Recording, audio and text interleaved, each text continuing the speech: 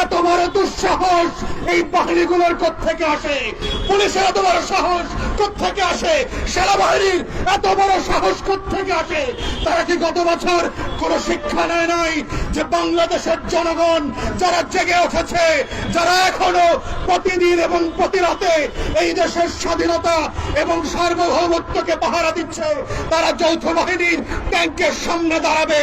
আপনারা যদি আমাদেরকে শত্রু বানান, আপনাদের সার্বভৌমত্বের পোশাক এই দেশের মানুষ কেড়ে নেবে, ছুঁড়ে ফেলে দেবে। এই সেনাবাহিনী, এই যৌথ বাহিনী, এই পুলিশ ট্যাক্সের টাকা দিয়ে পালবার কোনো দরকার নাই। এদেরকে প্যাকেট করে ভারতে পাঠিয়ে দেন। দিল্লির গোলামদেরকে আমরা ট্যাক্সপেয়ারদের টাকায় পুষবো না।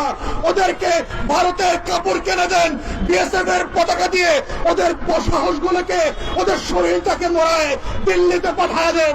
আমরা আজাদির বাংলাদেশে কোন গোলামকে প্রজাতন্ত্রের কর্মচারী হিসেবে দেখতে চাই না।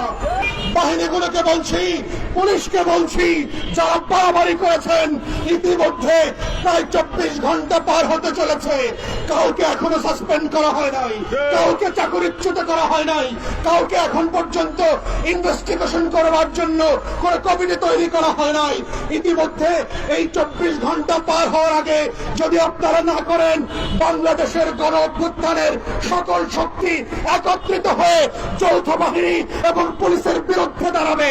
যদি আপনারা সেইটা না চান, দিল্লির গোলামের বিরুদ্ধে যদি আপনারা আজাদির পক্ষে থাকেন, তাহলে আমাদের পক্ষে দাঁড়াবেন, লাল সবুজের পক্ষে দাঁড়াবেন এবং বাহিনীগুলোর পক্ষ থেকে নুরুল হক নূর রাজনীতিবিদ গণ অধিকার পরিষদের কাছে অবিলম্বে ক্ষমা চাইতে হবে।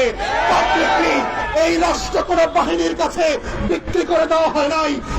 আমরা আবু সাইদের মতো করে, নাফিয়ানের মতো করে পাড়ায় পাড়ায়, মহল্লায় মহল্লায় পানি বিতরণ করতে করতে বুকচি দিয়ে এই